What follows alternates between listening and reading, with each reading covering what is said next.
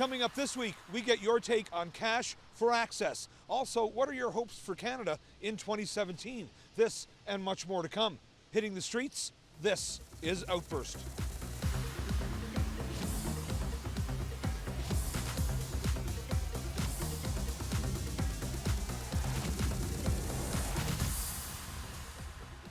Hello and welcome to Outburst. I'm Glenn McGuinness. Well, Prime Minister Trudeau has been under the microscope in recent months concerning allegations over the so-called Cash for Access fundraisers. Cash for Access is defined as the receipt of money to gain access to those in high positions of government. So, is this something that should be prohibited, or is this just the way government and politics works? Our question: should the Prime Minister and Cabinet Ministers be permitted to appear as star attractions at exclusive party fundraisers?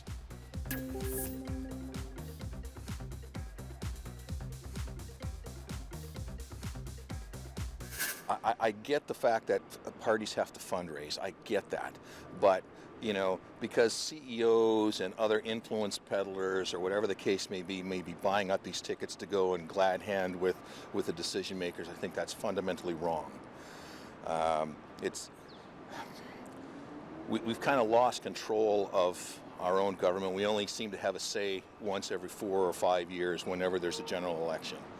And that seems to be the only time that anybody, listens or hears. I think there should be a separation between political parties raising money and access to politicians that perceive to have that they can have influence on.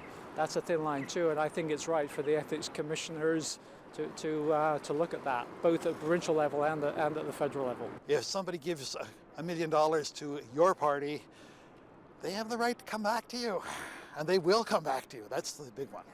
I don't think it matters a darn. They got to get their money somehow, frankly. And you're not concerned about people perhaps buying favors? they do everywhere else. If you have an honest politician, and I realize they're almost non-existent, there shouldn't be a problem. I don't agree with lobbying. I don't think it's all that good, but what are you going to do? I guess, yeah, look, they have to be at party fundraisers, but I don't know the ins and outs of the sort of cash for access. I don't know whether they're, I don't know. I think it's naive to assume that donors aren't getting access anyways, whether it's at fundraisers or otherwise. Whether or not that's the most ethical approach, I don't know. I guess is difficult to say, but I think it's a reality of any political system that has money in it. Well, I think that's been the case for a long, long time, so what's different now, I don't know. Yeah. But should there be some rules set in place maybe to limit that kind of thing? Well, I think in our country we don't have the Donald Trumps and those kind of people to finance these big problems, and I think that industry does have a role to play in government, and so do the citizens, right? So that's how the party works, is that it goes through donations. So I don't know how you can get around that. No, I don't think so. I think that they represent Canadians. They represent taxpayers, the average person. They need to look after our needs first, and not necessarily the needs of the large corporations. Absolutely not. The Prime Minister and his cabinet have an ethical duty to be transparent about who they have relationships with, especially people who are very wealthy, very well connected, and are likely to subtly or not so subtly be asking for something in exchange for that access.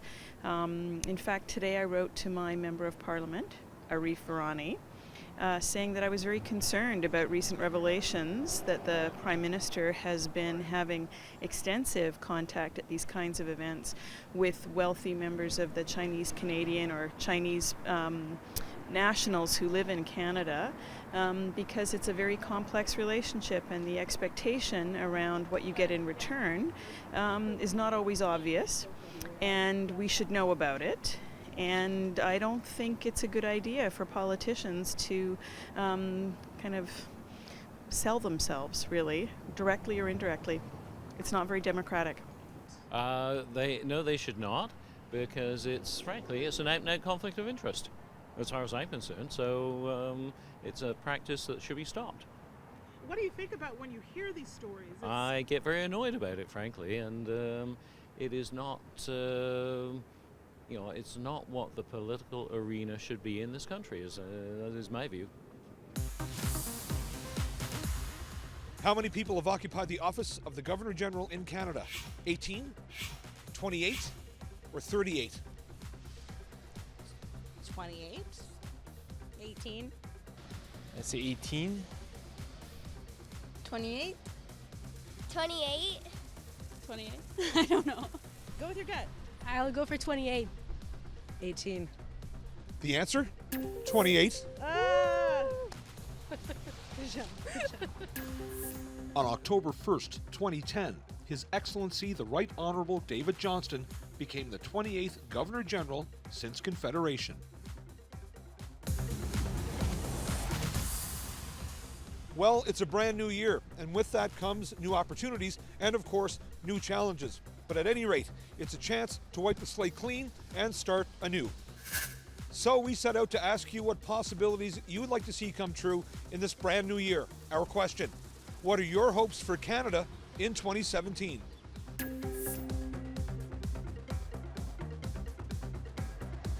I hope Canada starts looking after its less fortunate.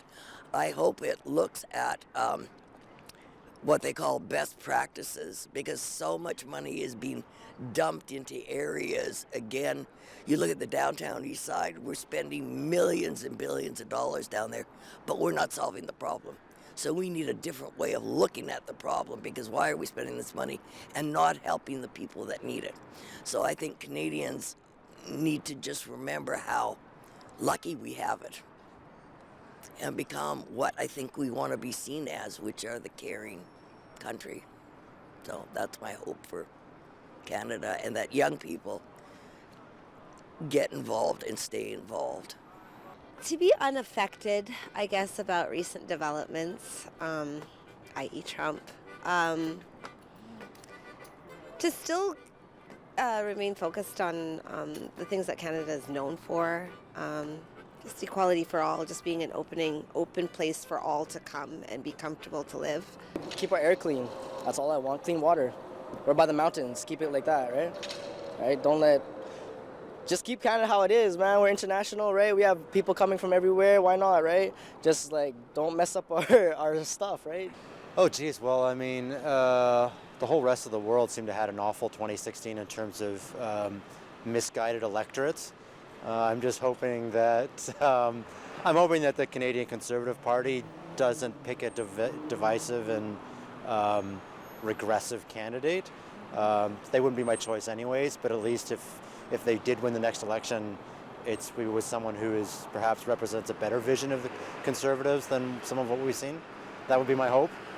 Well, I hope we can deal with the global warming issue. I think we have to get the natural gas to China, and I think that more education for that in the public sector, because I think that when you see all of these protests, many people don't understand the larger picture as First Nations do, because First Nations are attached to the land. They know what's happening. We come from Prince Rupert. We know the eelgrass is dying. We know all of this stuff.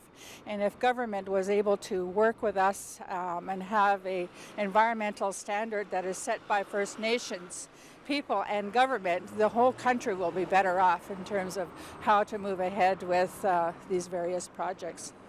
What I hope is that Canada becomes more of the country that I came to as an immigrant, becomes even more inclusive to immigrants and refugees, more fair in its treatment of Native peoples, and creates more of a standard as one of the best countries in the world, which is why I came here and which is why so many people want to be here. I think Canada's going to be able to kind of express its independence in the international markets. It's now with this new regime south of the border, Canada's going to start doing things a little bit more independently and start making a few more of its own decisions. My hope is that the government and people in power will be more accountable for their decisions, especially when it comes to making promises and dealing with the environment.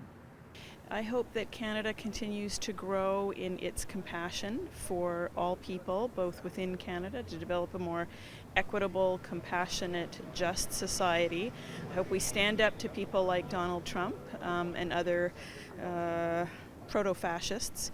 I hope that Canadians realize that they're fortunate, don't take it for granted, but also realize that we're not perfect. We have lots and lots of work to do to become the kind of society that we want to be. So my hope for Canada to be a growing economy in 2017, and hope it maintains the economic trend which we have now. And why is that your hope for 2017? What brings that to mind? I think with the election situation in US, what has happened, we hope that Canada still continues on the growth path. That's what I hope. I would say I want a little bit more foreign interaction, especially foreign investment. Again, Trudeau did one good thing. He opened up open trade with EU next year. So we don't want to rely heavily on the US. They have about 60% of export-import going through them.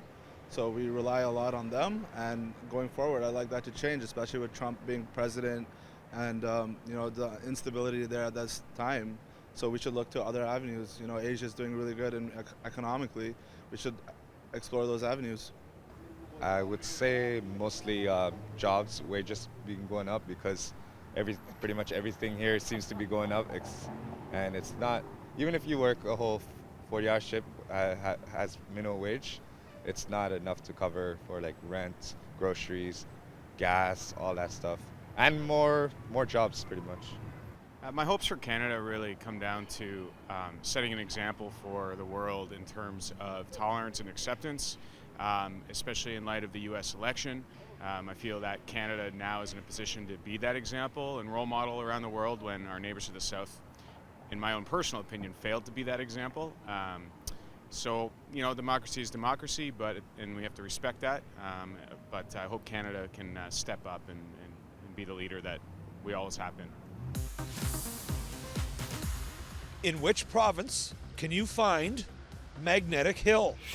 Alberta, Saskatchewan, or New Brunswick? Alberta. Alberta, yeah. Alberta. New Brunswick? New Brunswick. New Brunswick. Alberta? New Brunswick? I'll go with her answer. New Brunswick. Moncton, New Brunswick to be specific. Are you sure? I'm sure.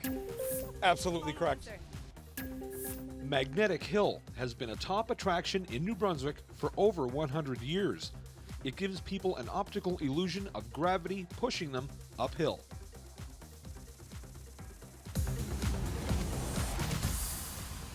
The Canadian economy is known to be somewhat stable, but a recent hit to the oil and gas sector has affected thousands of Canadian jobs. Add to that, a new administration south of the border could mean Canada's strong economy is now on shaky ground.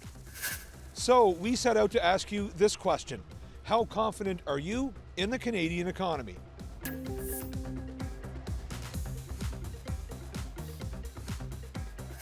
Yeah, I think in general I am, but in parts I'm not. I think as far as from the knowledge base that we have, Canada's done a good job of making education a priority, but there's lots of questions now for them to answer about the current generation, my generation, and what our job prospects are out of school, and then being beholden to a previous generation who encountered a very different workforce than we did. And we have a lot of precarious work, a lot of contract work as the millennial generation, and I think that how does the economy address that, and what is the lifestyle like for people entering the workforce now in this current economy? Even if it's generally healthy, are the people getting what they need? Less so than I was, I think that as much as I applaud the election of Trudeau over Harper, I'm really concerned, starting to get more concerned about what that's happening economically, because I'm not seeing the turnaround that was promised, was predicted. But we'll see. It's still early days.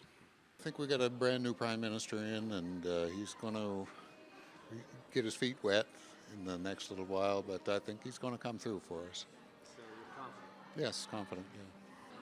Not very, but quite confident, yes. How so? Why are you confident? We got a good banking system. We got good economics in Canada, as opposed to other countries. Yes, I'm quite confident. I am becoming more confident as the price of oil goes up. It's going to give Canada a little bit more leeway to provide for our social programs and to really try and work on boosting the economy, manufacturing, and hopefully in our high-tech sector, which is, I really think, the future of the Canadian economy. Confident? I have no faith in the Canadian economy. How so? It's just too up and down at too many times, and I don't think there's any way of like making sure that it's going to stay, good. So I have no faith in it. I'm very confident in the Canadian economy. We're survivors. Yeah, I am. Maybe we have a bit of an idealist for Prime Minister right now, but I think that we need this ideals to be injected in our society. So maybe it's going to be rough financially for a few years, but for the people that are caring about life beyond finances, I think that we have a pretty bright future. Semi-confident, I guess. There's lots of unpredictability right now with the U.S. Economy, and waiting to see what happens there, I think. I'd say moderately confident. I think things are a little uncertain with the U.S. election right now, but in general, I think we're resourceful and things are on the upswing. I feel okay about it. I think it's going to keep going up. Hopefully. I'm happy to be an Albertan, even though the oil is down, so we'll see how it goes. I'm not as confident as I was a couple years ago. I am worried about oil and gas foreign investment, and will they continue to invest in the Western Canadian market? Right now, not very. I'm in the medical field, so there's always going to be sick people, but it's going to affect wages and it's going to affect layoffs and all the rest of it, I guess. I'm actually pretty confident, despite what a lot of people feel like. And any reasoning behind that? I'm just an optimistic person, so I know a lot of people aren't really happy with, how the country voted, but and especially with Alberta, the way things have been. But I see things turning around, and I have hope for things getting better. At the moment, not so much, but I am confident in the strides that we're making towards a better economy. Middling. I think there's probably some positive signs in the offing, but we're still kind of weak on a lot of key indicators, so that's a bit of a concern. Not as 100% confident. I know it's slow to come back, but I'm used to Alberta's boom and bust scenario. This seems like a really long bust, so not terribly confident. I'm waiting to see what the States is going to do with their new king in control.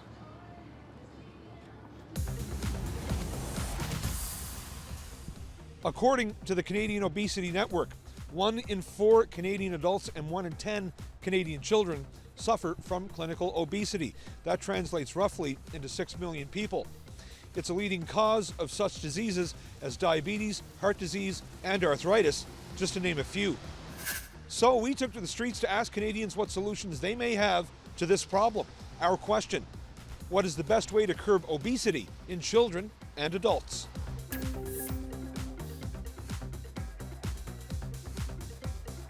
Yeah, actually, I just took a course on nutrition and we talked about this. So I think it's important to start educating kids early. I think even if you grow up in a house where maybe your parents aren't as educated, or it's not super affordable to have a lot of healthy options in the house, there are ways that kids can be educated on healthy foods in school starting at a really early age. Especially if they're introducing sex ed much earlier, there's no reason to not introduce nutrition earlier. And talk about healthy living, healthy lifestyles. I think helping kids find sports and physical activities that they're interested in as well, and incorporating a wider variety of those is another way to get kids kind of moving and help them find other activities that they'll be interested in as they get older. Excellent. Wow, that was great. any thoughts? I think that nutrition and physical education needs to be made more of a priority by our education systems across the country. I think that we value a lot of things in our schools, but nutrition and physical education are on the outside looking in, and if our people aren't healthy, then what matters what's going on upstairs, right? So we need to prioritize that, and that's how you curb obesity. You start young and you educate people, but the flip side of that is food security, and how do people actually have access to these foods? A bottle of water shouldn't cost more than a can of pop. but it does, and we need to kind of look at those things because there are people who don't come from the place of means to be able to afford to put some of the education that we could give them in action.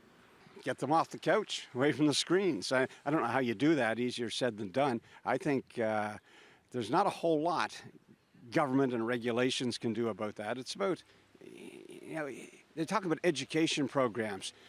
Do parents really need to be told that it's not good for their kid to lay on the couch and play video games all day?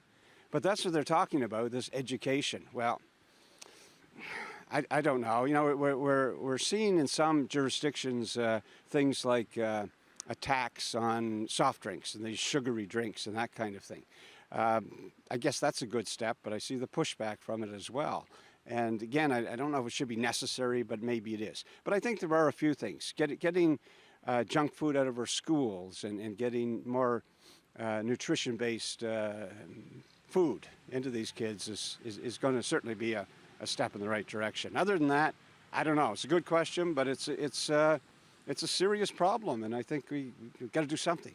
Obviously, it's getting more exercise and things like that, things like I used to do as a kid, things like that. But maybe they could consider taxes on some of these things, the chips and the pop and things that people don't really need. It's not nutritionally good for people, and it's addictive habit, easy. So I think maybe a little more taxation in that area, just as they've done with cigarettes. Look, I'm seeing more and more these days. Kids are getting out a little more than they used to a few years ago. Streets are starting to get a few hockey games going and things like that. So I'm pretty confident it'll kind of shake itself out. It'll work out. So you think it's just getting more active? Yes, getting more active. Yeah, get away from the screens, get outside. That's where the activity is. It's really a hard issue to tackle. I know food. But healthy eating's probably should start at home, but then schools should push that as well. If you had healthy cafeterias in schools, which are coming slowly but surely, they are coming around, I know that. But it will take quite a while. It will take time, put it that way. You just have to wait and be hopeful that things will work out. Well, I think if the easiest way is to look at the history of man and the fact that we are very active creatures. And in the past 50 years or so, we've really slowed down desk jobs, staying indoors more a lot of the time, Xbox. And I really feel that Canadians need to be more active. Is the best way to curb obesity. Myself, I overeat, but I really try to exercise as much as possible. Ban all fast foods and easy access to junk. And instead of with Real Food Connection in town closing down, where they're working really hard to provide healthy, clean food, that failed because there was a stigma around it. It's too expensive, it's too hard to get. It's really not that hard to get. And I think if you just completely kibosh all fast foods and organizations like that, then people will want to eat and live a lot cleaner. In children, the whole system of being almost glued to your seat, children being reprimanded if they stand up to stretch, children not being able to move when they need to move. So I think it's the school system itself that is wrong. It's the boredom, the sitting there within the activity, the being talked at. I don't think that's a learning environment. And so I think that if the system were different, where people were active, moving, they were hands-on learning, if there was a lot more of that going on, I think there'd be a lot more movement with the children. And I think that they're almost being programmed to sit. And I think that that's on the school system. Keep moving, but the biggest thing I think is nutrition. I think people need to educate themselves a little bit more about what's healthy for them, and portion sizes are the biggest. It has to be done at home and at school. It has to be, and it has to be good solid lunches at school and knowledge at home of what to feed your children. Get them off the pop and get them off the sweet candies and get them exercising, get them outside. I'd say awareness and keep them away from cell phones. Mainly, they got to be fit. You got to not be sitting on the couch all day, basically. Does that apply to both children and adults? Yeah, I think it definitely takes an adult to make a kid active. I mean, they're going to run around, but you got to make sure they're actually being active. I think a combination of good food habits and regular physical activities that people participate in, not just as children, but for life. And how do we get that going, though? I mean, it's easy to say, but it's hard to do. How do you get going? Regular activity, I think it starts with kids in the schools. I think it's parents who continue an active lifestyle all the way through. And it could be, is there different taxes or tax breaks that we could get to keep our kids doing regular activity? Teach them to eat right. It's as simple as that. I mean, people eat too much processed food. It's garbage, basically. I mean, we all do it, but I mean, it's to excess anymore, isn't it? Be a good role model. Exercise, eat good foods, good choices, and learn treats in moderation. So how do we do that when there's many of us that aren't motivated to do those things? Do you have any? I think, it's just like anything else. You got to make a habit of it. So they say that it takes 21 days to form a habit. So if you keep that in mind and you just find something that works for you. It could be walking. It could be simple as walking every day. My sister does that. She walks a half an hour to an hour every day, and she's in great shape. Education, bringing a good diet into schools and making meal plans in schools for kids. It's all about education. Eat less. Really, people just eat too much and don't exercise enough, but it's mostly about the caloric content of the foods that are considered typical now, which really in the past would have been either non-existent or treats or atypical. Who was Prime Minister when women were given the right to vote in Canada? Robert Borden, R.B. Bennett, John Diefenbaker. Borden, Bennett, Diefenbaker. Borden. Borden? I would say Borden too. Bennett. Diefenbaker? Borden. Borden. It's Borden. It is Borden. Yeah. You did well. Thank you. Sir Robert Laird Borden was Canada's Prime Minister from October 10th, 1911 to July 10th, 1920.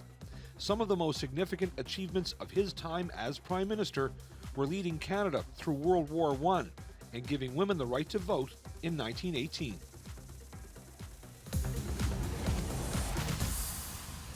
That's all for this episode of Outburst. Like what you see? Well, you can watch more episodes on our website at www.cpac.ca, on our CPAC TV to Go app, and also on our YouTube channel. You can also join the conversation via social media on Twitter and Instagram at CPAC_TV. I'm Glenn McGuinness, and on behalf of all my colleagues at the Cable Public Affairs channel, thanks for watching. We'll see you next time.